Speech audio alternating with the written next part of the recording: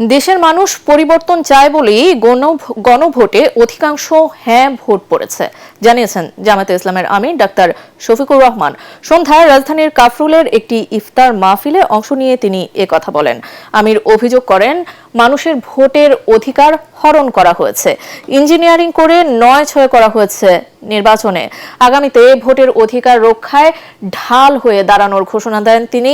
নিজ নির্বাচনী এলাকা ঢাকা 15 আসনে চাঁদাবাজি বন্ধে সাধারণ জনগণকে সাথে নিয়ে লড়াই চালিয়ে যাওয়ার বার্তাও দেন ডাক্তার শফিকুর।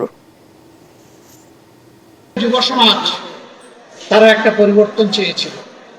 হ্যাঁ, পরিবর্তনের পক্ষেই জনগণ অবস্থান নিয়ে ভোট দিয়েছে। বলবেন ভোট দিলে তাইলে আপনারা সরকার গঠন করলেন না কেন? আবার জিজ্ঞেস করবেন ভোট যে দিছে তার প্রমাণ কি?